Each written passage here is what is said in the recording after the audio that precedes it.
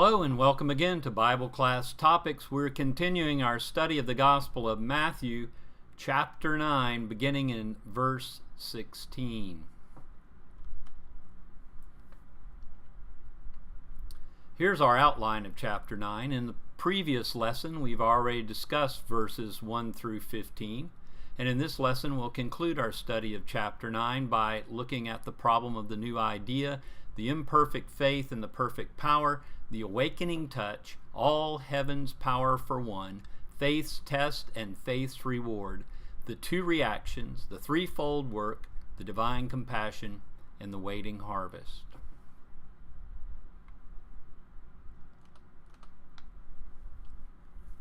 We'll begin by reading from verse 16 through the end of the chapter. I'm reading from the English Standard Version. No one puts a piece of unshrunk cloth on an old garment, for the patch tears away from the garment, and a worse tear is made. Neither is new wine put into old wineskins. If it is, the skins burst, and the wine is spilled, and the skins are destroyed.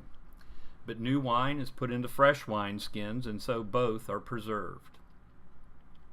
While he was saying these things to them, behold, a ruler came in and knelt before him, saying, My daughter has just died, but come and lay your hand on her, and she will live. And Jesus rose and followed him with his disciples. And behold, a woman who had suffered from a discharge of blood for 12 years came up behind him and touched the fringe of his garment. For she said to herself, If I only touch his garment, I will be made well. Jesus turned, and seeing her, he said, Take heart, daughter, your faith has made you well. And instantly the woman was made well. And when Jesus came to the ruler's house and saw the flute players and the crowd making a commotion, he said, Go away, for the girl is not dead but sleeping. And they laughed at him. But when the crowd had been put outside, he went in and took her by the hand, and the girl arose. And the report of this went out through all that district. And as Jesus passed on from there, two blind men followed him, crying aloud, Have mercy on us, Son of David. When he entered the house, the blind men came to him, and Jesus said, Do you believe that I am able to do this? And they said, Yes, Lord. Then he touched their eyes, saying, According to your faith, be it done to you. And their eyes were opened, and Jesus sternly warned them, See that no one knows about it. But they went away and spread his fame through all that district. As they were going away, behold, a demon-oppressed man who was mute was brought to him. And when the demon had been cast out, the mute man spoke, and the crowds marveled, saying, Never was anything like this seen in Israel. But the Pharisees said, He casts out demons by the prince of demons. And Jesus went throughout all the cities and villages, teaching in their synagogues and proclaiming the gospel of the kingdom, and healing every disease and every affliction. When he saw the crowds, he had compassion for them, because they were harassed and helpless, like sheep without a shepherd. Then he said to his disciples, The harvest is plentiful, but the laborers are few. Therefore pray earnestly to the Lord of the harvest to send out laborers into his harvest. Jesus was bringing new ideas to the religion that the people in first century Judea knew. And with new ideas comes a problem. Jesus knew that his newfangled ideas would ruffle many feathers. He says, Do not put a new patch on an old piece of cloth. The Jews were completely attached to the status quo. To the scribes and Pharisees, any new idea in religion was a sin. Obviously, only God through Jesus could introduce a new garment. The law was irreparable. It had to be fulfilled, then it had to be replaced. Do not put new wine in an old wineskin. New skins still had the elasticity to contain the continuing fermentation of the new wine. The new wine would explode an old wineskin, which over time loses its ability to expand. Man typically does not allow his mind to be open to new ideas. Where have we been unable to expand religiously? Every once in a while I run into someone who only will read the King James Version of the Bible. I've run into brethren who believe that the communion must be taken from one cup. When a living thing stops growing, it starts dying. You know, though, it is possible that Jesus wasn't contrasting the new law with the old law. He might have been contrasting ritual religious fasting with personal fasting. Let me read you something from Chumbley's commentary. Contrary to the interpretation commonly given in verses 15 through 17, Jesus is not contrasting the Old and New Covenants or teaching that Christianity was not something to be patched onto or poured into Judaism. For example, these illustrations show that the new situation introduced by Jesus could not simply be patched onto old Judaism or poured into the old wineskins of Judaism. The topic of this section is mercy over sacrifice, not the relationship between the gospel and the law. This is especially clear in Luke 5:39, where there is a fourth figure not included by Matthew. No man also having drunk old wine straightway desireth new, for he saith, the old is better. To press the above interpretation would mean Jesus is championing the old law over the new, which obviously he is not doing. His point, very simply, is that there are times when fasting is inappropriate. When the situation doesn't call for it, nothing is gained by doing it. The tendency of man, however, has been to elevate the unnecessary, sacrifice, verse 13, over the essential, which is mercy, a tendency for which Christ showed no sympathy. His words are also a blow to the sacramental view of religion. There is no inherent virtue per se in fasting, or even in praying, or even in singing, or even in eating the Lord's Supper. Abstaining from food does not automatically draw one closer to God or secure his blessings. Fasting is only of value when circumstances demand it, and it is then in keeping with chapter 6, verses 16 through 18. Fasting for the sake of fasting is worthless.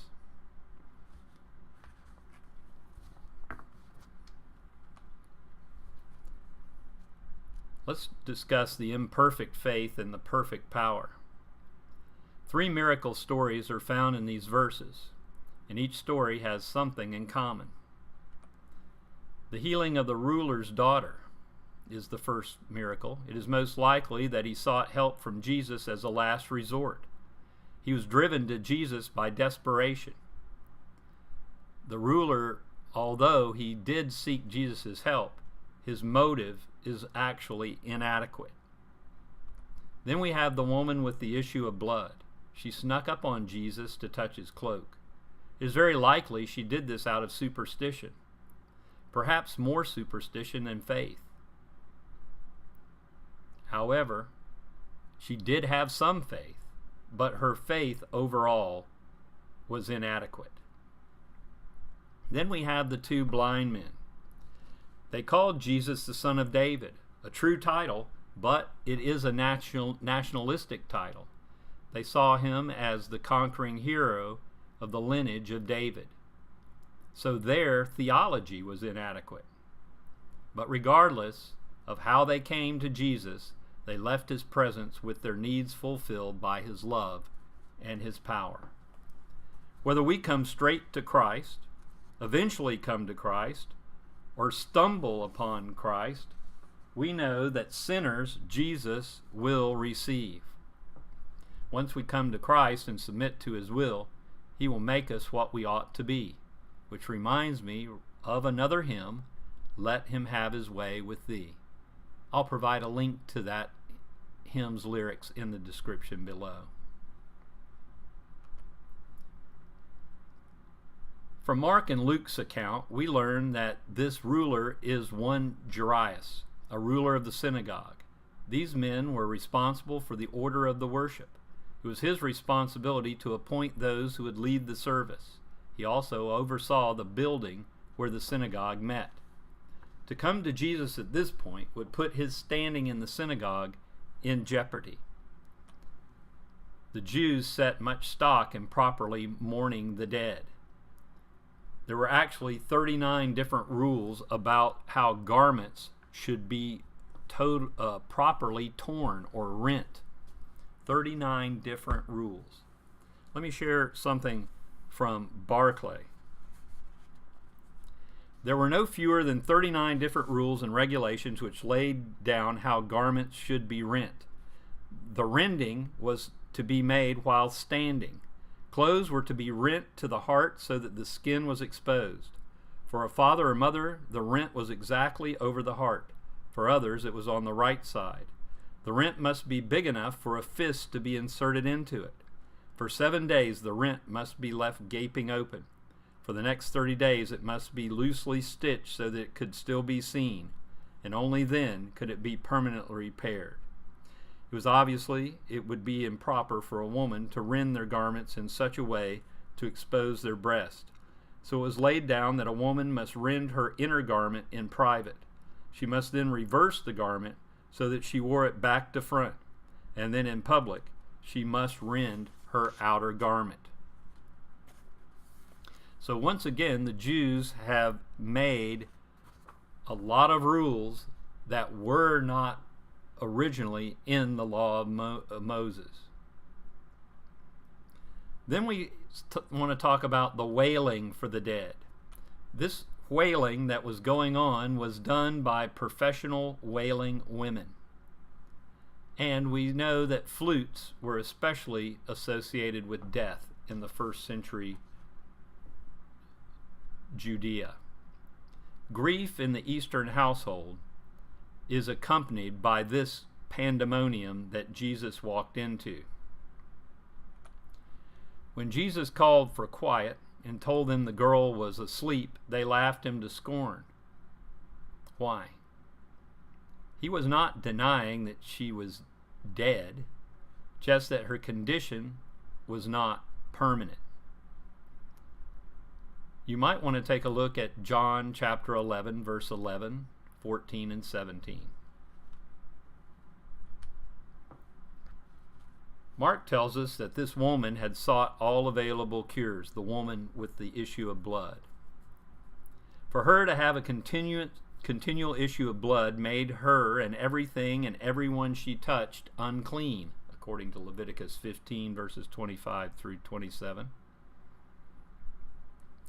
And we see that she looked to touch the fringe of his garment. You might want to go take a look at Hebrews 4 and 15. But I want to share you something concerning the fringe of the garment that Barclay explains in his commentary.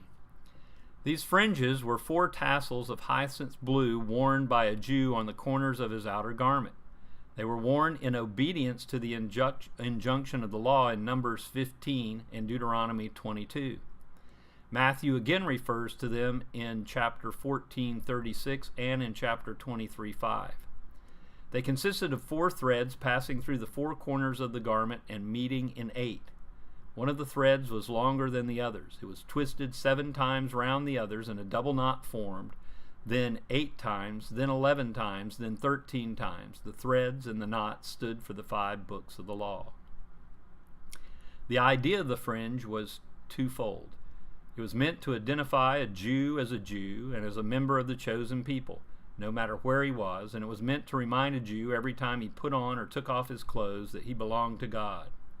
In later times, when the Jews were universally persecuted, the tassels were worn on the undergarment, and today they are worn on the prayer shawl which a devout Jew wears when he prays. It was the tassel on the robe of Jesus that this woman reached out to touch. In God's eyes, every person holds the same importance. Jesus was there for this woman in her hour of need, regardless of who she was or if she had other pressing matters to attend.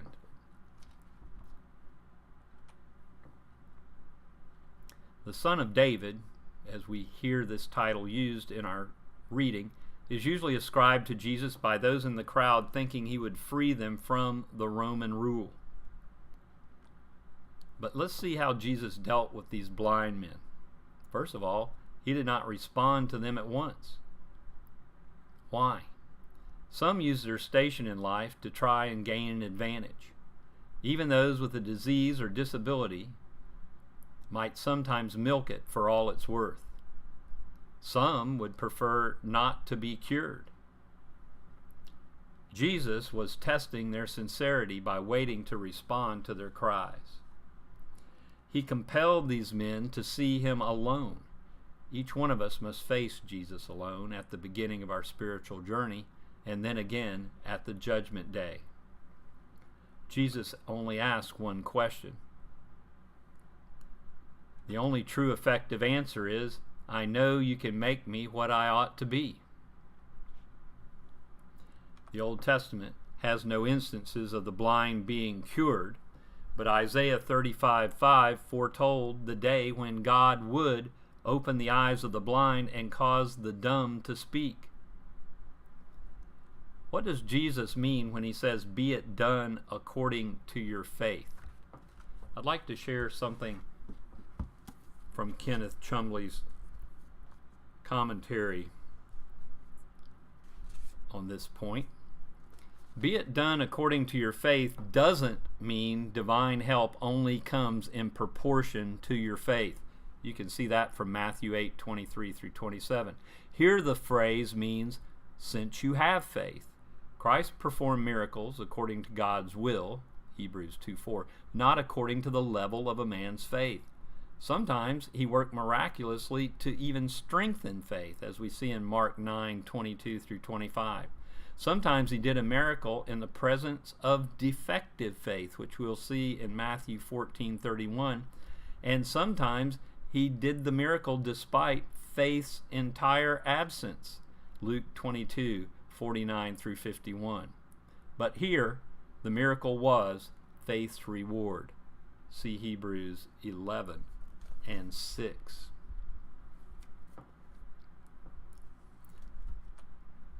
Let's look at the two reactions.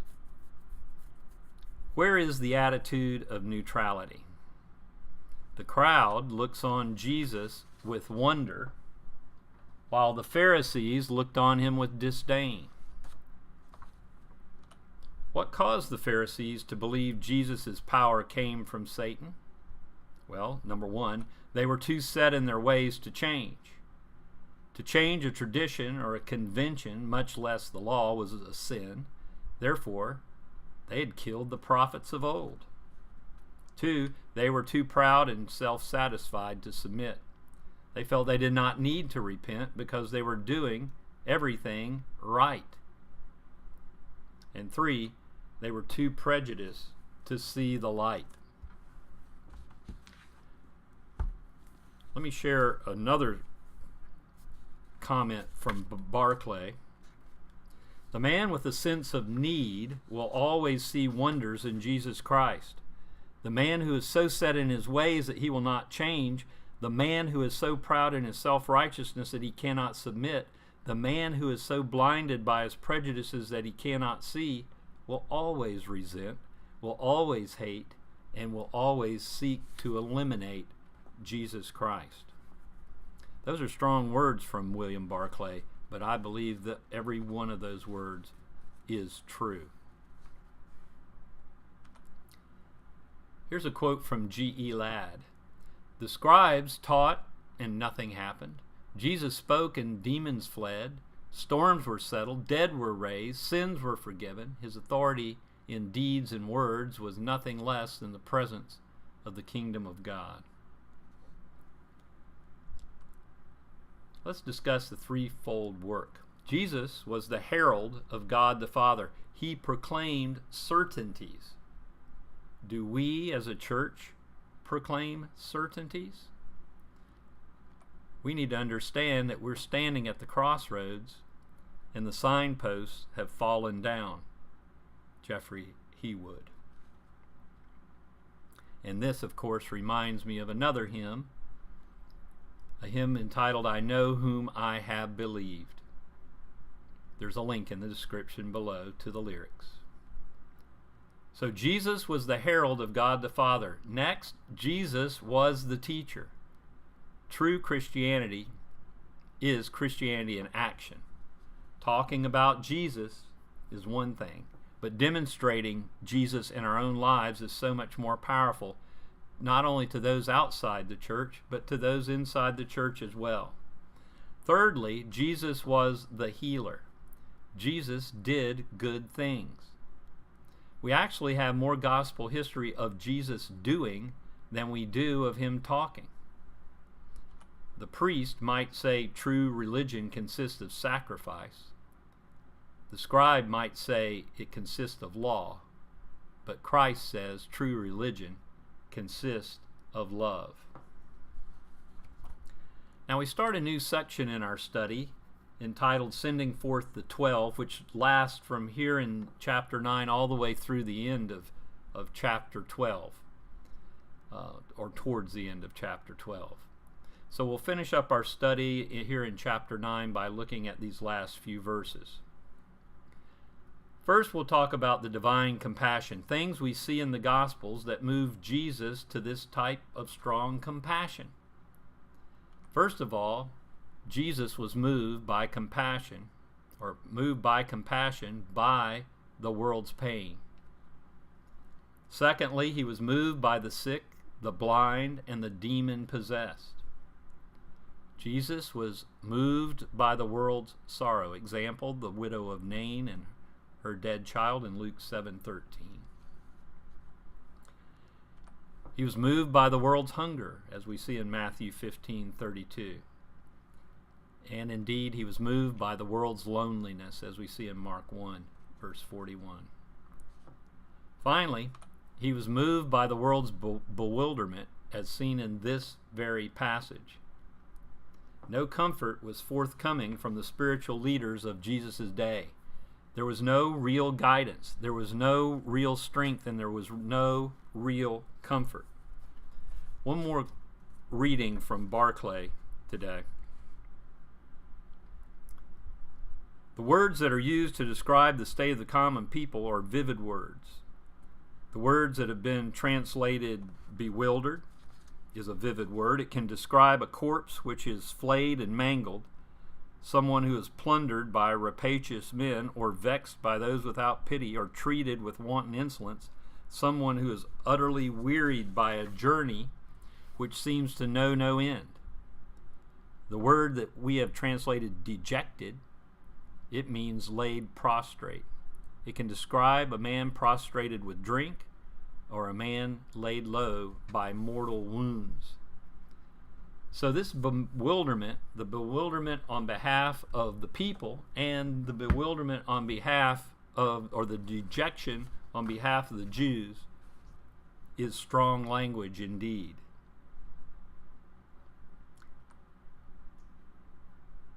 We'll conclude chapter 9 by talking about the waiting harvest.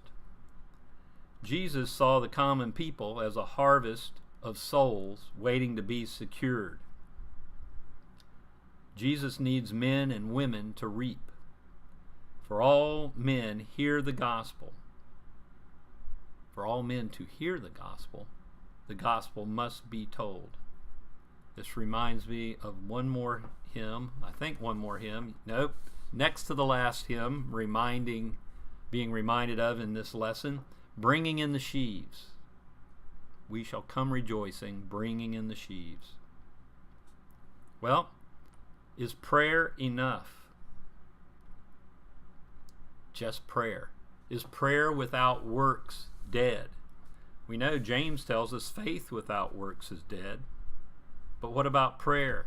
Is it also dead without works? Let me read one more thing from Chumbley that I forgot to read. And this concerns a few points back.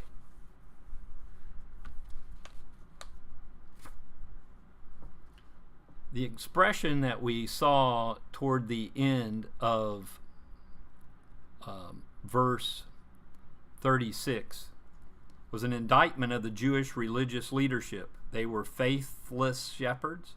They were characterized by error-filled teaching. They had pride and spiritual negligence.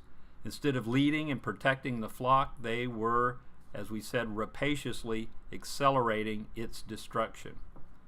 So I went past that in my notes, and I apologize, but I did want to read that before we conclude our lesson today. The subtle arguments concerning the law coming from the scribes and Pharisees held nothing for the common people. They were crushing the masses under scribal law. Their religion was a handicap, not a support. As Christians, we must encourage and not discourage. We must not weigh a man down, but lift him up. And so Jesus saw the common people as a harvest of souls to be secured. He needs reapers, and he needs people willing to go beyond prayer and do actual work. Are we still stout enough to spread the word? If not, then prayer is required by us. But I think once again of another hymn, my last hymn of this lesson, Lord, Send Me. I'll put those lyrics, a link to the lyrics, in the description below. Thank you so much for watching this video. We sure appreciate your support of this study that we're working on here in Matthew. Next time we will begin our study in Matthew chapter 10. Until then, may God bless.